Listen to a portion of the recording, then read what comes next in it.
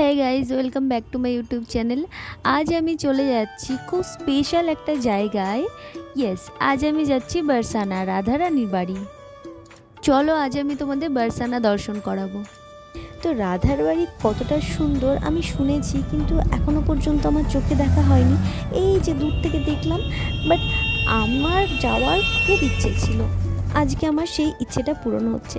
আমি বারসানা অলরেডি পৌঁছে গেছি এবং এই যে রাস্তাটা দেখতে পাচ্ছ, এখান দিয়ে কোথায় যায় জানো? এখান দিয়ে যায় হচ্ছে ময়ূরকুঠি। ময়ূরকুঠির হচ্ছে সেই জায়গা যেখানে রাধা মান করে বসেছিল এবং ভগবান শ্রীকৃষ্ণ রাধার মান ভাঙানোর জন্য ময়ূরের রূপ ধারণ করে। বিশ্বাস করবে না, জায়গাটা এতটা পজিটিভ, মানে তোমাদের না দেখলে তোমরা বিশ্বাস করবে না। তো ওখানে ভিডিওটা অ্যালাউ ছিল না, আমি একটু সামান্য ভিডিও করে ফেলেছি। ওখানে ভিডিও করাটা অ্যালাউ ছিল না, তবু আমি একটু করে ফেলেছি। তো ওটা দেখে আমরা ফিরে আসছি। ফিরে আসার সময় একটু মনে হলো একটু ভিডিও করি তোমাদের দেখানোর জন্য। তো যাচ্ছি, সেখানে ভিডিওটা আমরা করেই নিলাম। তো জায়গাটা খুব সুন্দর আর অনেকটা রাজস্থানি স্টাইলের। তো তোমরা গেলে তোমাদের যেন মনে হবে যে রাজস্থান চলে এসেছি, এতটা সুন্দর লাগছে জায়গাটা, কি বলবো তোমাদের।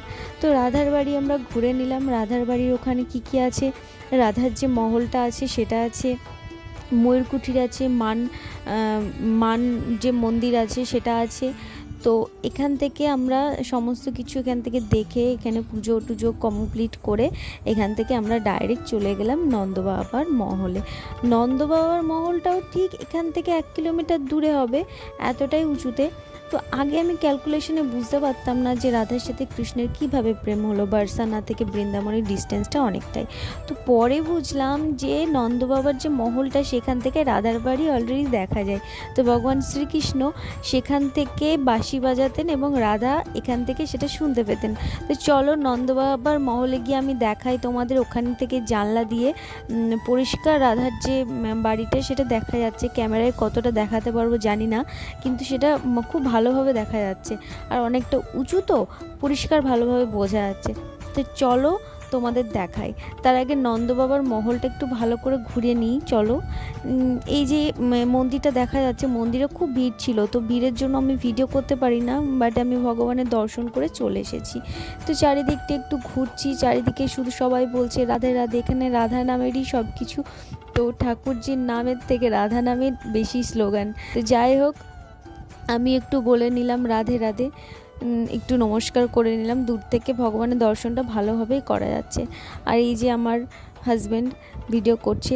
এই যে জানলা দিয়ে যে দূরে দেখা যাচ্ছে একটা টাওয়ার দেখা যাচ্ছে, তোমরা মন্দিরের চূড়াটা দেখতে পাবে কিনা জানি না, কিন্তু যে উঁচু পাহাড়টা আছে দূরের, ওটাই হচ্ছে রাধার মহল ছিল সেই সময়।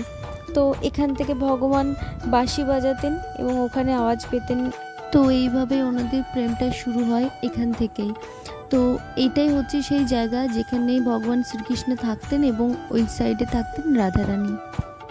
চারিদিকটা ঘুরে দেখলাম, উপর থেকে যখন নিচটা চারিদিকে দেখা হচ্ছে, পুরো রাজস্থান স্টাইলেই পুরোটা লাগছে। তো শুনেছি এখান থেকে রাজস্থান বেশি দূরে না, এখান থেকে মাত্র 2.5 ঘন্টার রাস্তা ছিল। তো আমরা আর যাইনি, এখানেই ঘুরে নিলাম, ভালো লাগছিল জায়গাটা। তো দেখো বন্ধুরা, আমি একটু ভিডিও বানিয়ে নিলাম, এখানে খুব সুন্দর লাগছিল। আর এখানে ফোনে ভিডিও করার মতো অতটা এনার্জি ছিল না, ঠাকুরের দর্শন নিতেই আমরা ব্যস্ত ছিলাম। তো সব কমপ্লিট করে আমরা এবার ফিরে যাচ্ছি রাধারানীর মহল, নন্দবাবার মহলকে পিছনে ফেলে। তো যাই হোক, থ্যাংকস ফর ওয়াচিং।